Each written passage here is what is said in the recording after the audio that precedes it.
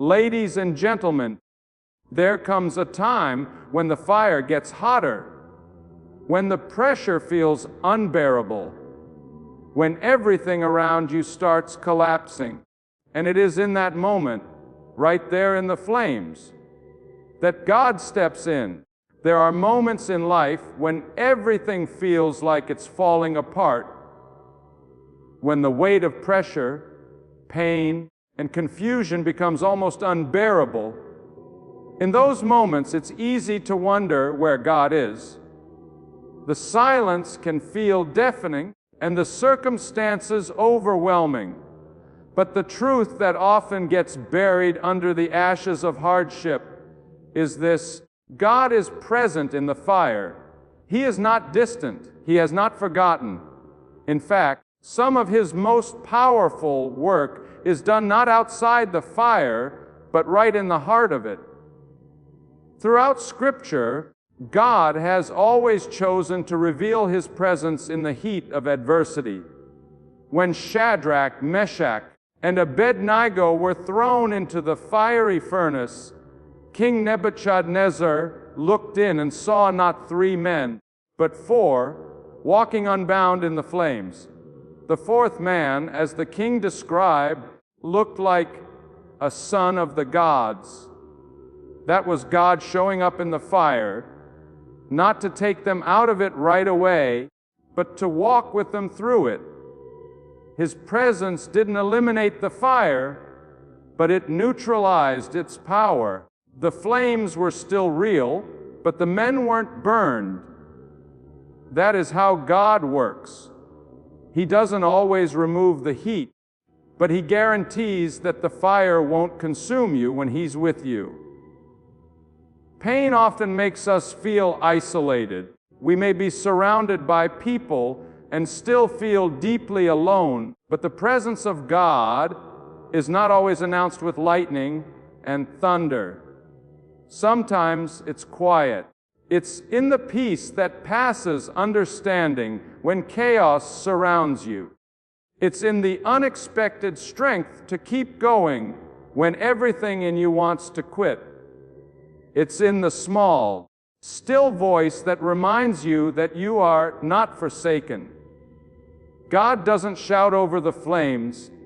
He walks beside you in them, whispering promises of deliverance, growth, and purpose. The fire reveals what comfort often hides: our desperate need for God's closeness. When life is easy, we may forget our dependence on Him. But in the fire, we are reminded that He is not just the God of the mountaintop, but also the God of the furnace. His nearness in suffering is not just comforting, it's transformative. It purifies, strengthens, and prepares us for what's ahead. Without the fire, we might never recognize His voice. Without the struggle, we might never feel the depth of His grace. We may never fully understand why God allows certain trials, but we can be sure of this: His presence is not limited by our pain. In fact, He often draws closer in those moments. He does not abandon His children in their time of need. When the world turns up the heat, God doesn't step back. He steps in. And when He steps in, the fire loses its power to destroy. It becomes instead a place of encounter, a place of shaping, a place of preparation for a greater purpose. When we walk through seasons of intense pressure, pain, or difficulty, it often feels like we are being broken down. The heat of life's trials can feel unbearable, as if everything we once relied on is being stripped away. But what we must understand is that the fire we face is not meant for our destruction. It is meant for our refining. God doesn't allow fire to consume His children. He uses it to purify them. In His divine wisdom, He takes what was meant to harm us and uses it to build something stronger within us. The fire is a tool in his hands, not a threat to his plans. Just like gold is refined in fire, our character, faith, and purpose are refined through adversity. Gold, in its raw form, is mixed with impurities. Only when it is subjected to intense heat do the impurities rise to the surface, allowing the gold to be purified and strengthened. In the same way, our trials bring to light the things in us that need to be dealt with. Pride, fear, doubt, anger, and anything else that keeps us from fully walking in God's calling. The process is painful, but it is purposeful. Without the fire, those things might remain hidden, silently hindering our growth. But in the fire, God exposes them so He can remove them. The refining process is not about punishment, it's about preparation. God is not trying to break you down, He's trying to build you up in a way that can sustain the weight of the blessing He's preparing for you. There are places He wants to take you, doors He wants to open, and influence He wants to give you. But your character must be strong enough to carry the promise. The fire strengthens what needs to remain and burns away what needs to go.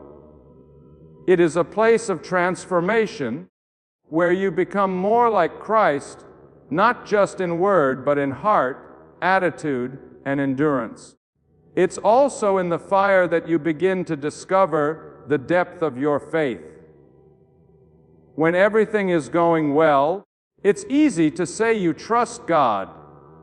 But when everything is falling apart, when the answers don't come quickly, when the night feels long and silent, that's where real faith is forged.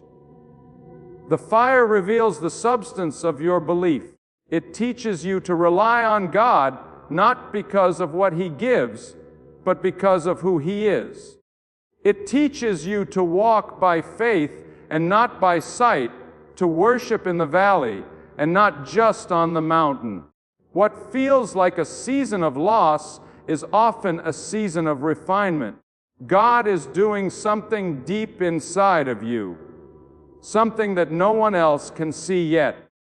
He is preparing you for a greater purpose, molding you for a higher calling, and strengthening you for a future that requires more than comfort can produce.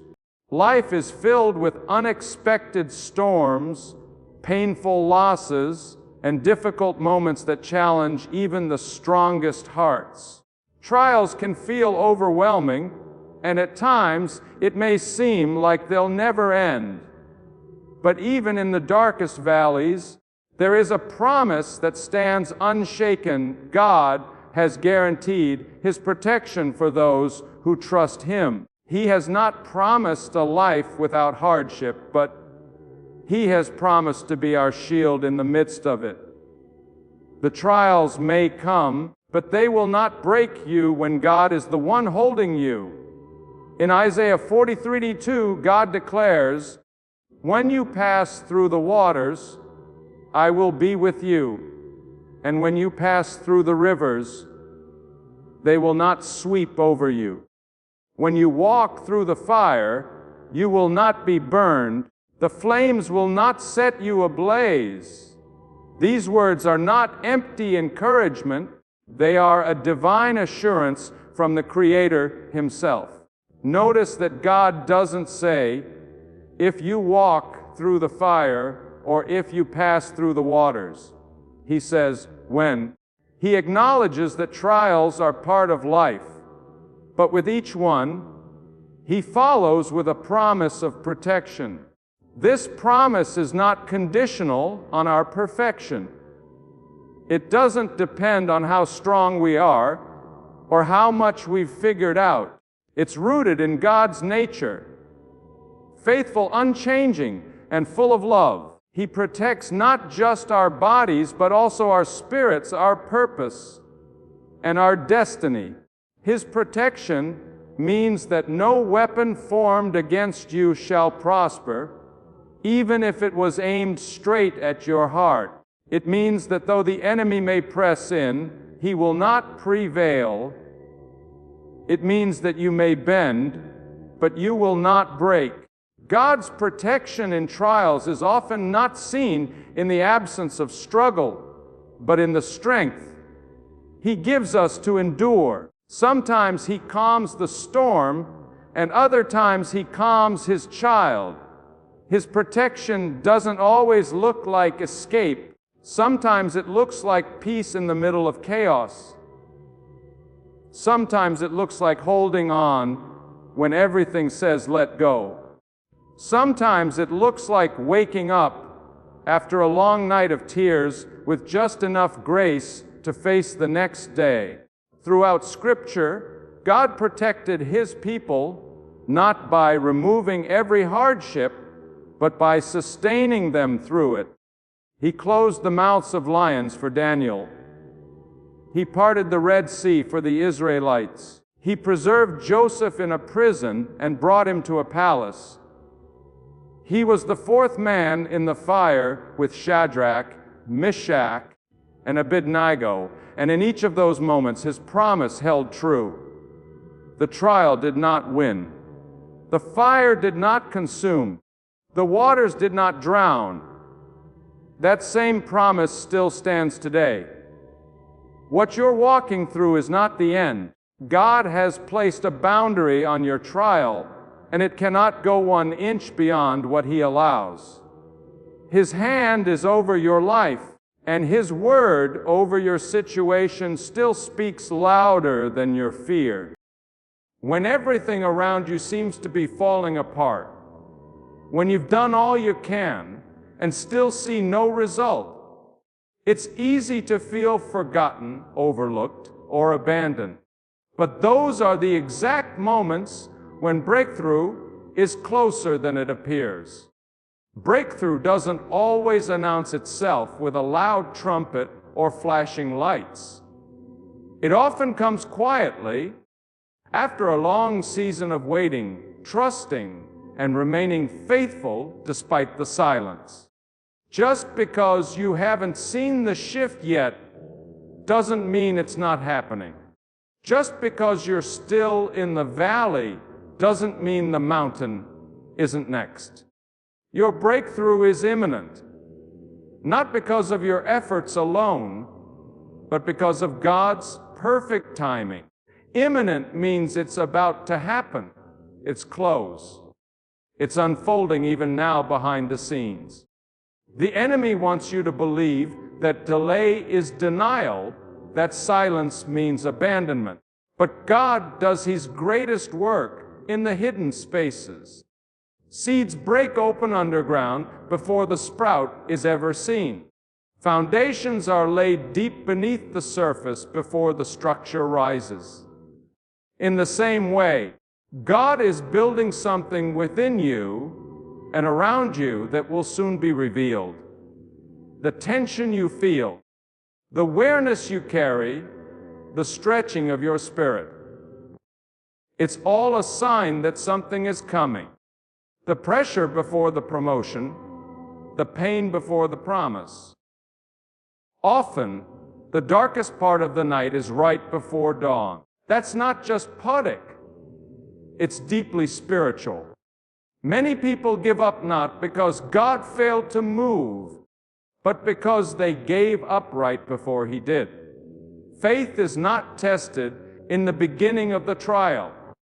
It's tested when you've been in it for a while and you start to wonder if it will ever end.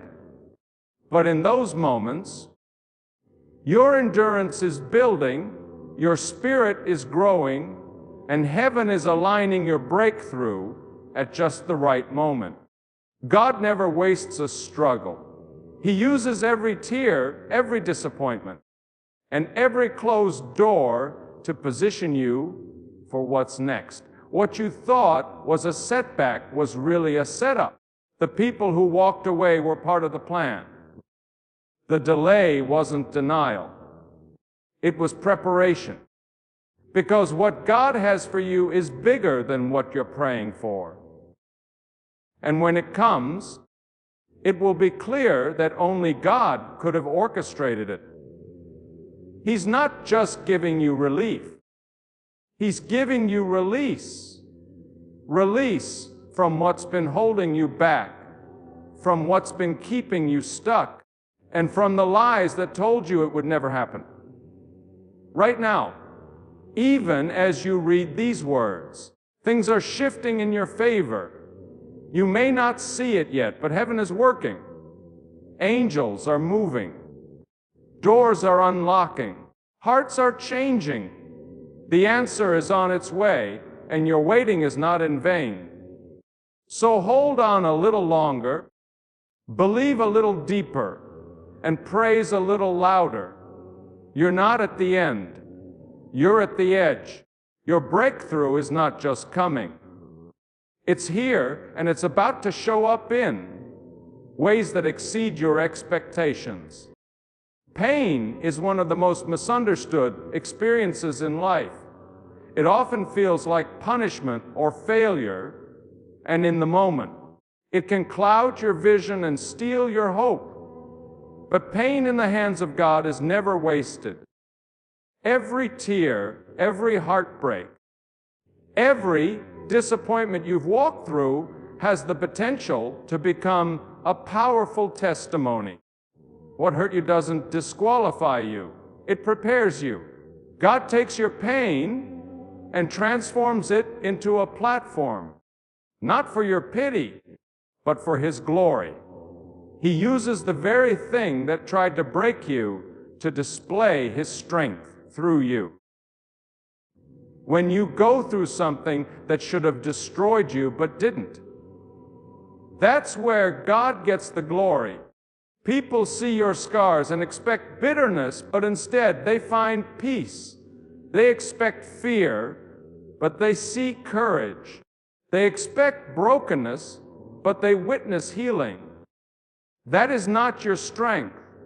That is God working through your weakness. That is the supernatural power of God taking your valley and turning it into a victory. It's not just about you surviving the pain. It's about others seeing the faithfulness of God because you did. There are people who will come to know hope because you refuse to give up. Your story matters, not just for your own growth, but because someone else needs to hear it. They need to know that healing is possible, that restoration is real, that faith can endure even in the darkest places. The struggle you're walking through right now may feel personal, but the purpose is bigger than you. God is using it to build something eternal. He's writing a story in your life that will encourage someone else to keep walking, keep believing, and keep trusting. Pain humbles us. It strips away what's superficial and brings us face to face with what's real. In those moments of raw honesty, when all you have left is your faith, God reveals His glory most clearly. He shows up not just to comfort you, but to empower you. And over time, what once made you cry will become what makes you courageous. You'll be able to look someone in the eyes who is going through what you survived and say, I know what it feels like, but I also know what God can do. The beauty of God's glory is that it shines brightest in places we'd never expect, not just in miracles and mountaintop moments, but in ashes and agony. He doesn't only use the perfect parts of your life, He uses the broken ones. And when people see the transformation, they won't be able to deny the power of God at work. It won't be about how strong you were, but about how faithful He was. That's how He turns pain into purpose. That's how He turns sorrow into significance. That's how he takes the story the enemy tried to use against you and makes it a testimony that brings him glory. When God brings you through a fiery season in life, it may feel like the damage is irreversible. The loss, the betrayal, the failure, it can all leave a heavy mark. But when God delivers, He doesn't just pull you out halfway. He brings you out completely, fully, and miraculously. The beauty of His deliverance is that you don't come out smelling like smoke. You don't come out carrying the ashes of what tried to consume you. When God rescues you from the fire, He brings you ahead. He brings you out without the scars that the world expected you to wear. This isn't just comforting language. It's a biblical pattern. In the story of Shadrach, Meshach, and Abednego, they were thrown into a blazing furnace because of their faithfulness to God. The fire was turned up so high that it killed the guards who threw them in. But when the king looked into the furnace, he saw not 3 men burning, but 4 men walking freely in the flames. And when they came out, not only were they unharmed, but the Bible says their clothes were not burned, their hair was not singed, and there was no smell of smoke on them. That is the kind of complete protection and restoration only God can provide. Many people go through painful experiences and carry those memories like open wounds for the rest of their lives. But when God does the healing, He doesn't leave visible scars to define you. The fire you went through may have been real, but so is His power to restore. What should have left you bitter now makes you better. What should have left you wounded now makes you wise. People will see your joy and have no idea about the sorrow you've endured. They'll see your strength and never know the nights you cried in silence. That is the evidence of God's hand over your life. The world expects you to be marked by your pain, to carry the weight of your past everywhere you go. But God specializes in restoration. He redeems not only your soul, but your story. The very things the enemy hoped would label you with shame become the places where God shows His glory. The trauma, the setback, the betrayal, it doesn't get to have the final word. God does. And when He declares healing, it's full and complete. Your testimony won't be the smell of smoke or the memory of heat. It will be the supernatural peace, strength, and joy that doesn't make sense to anyone else. It will be the unexplainable freedom to walk forward without fear, without bitterness, and without chains. That's what God does when He lifts you out of the fire. He doesn't just save you from the danger. He restores what was lost, heals what was broken, and makes you new in a way that only He can.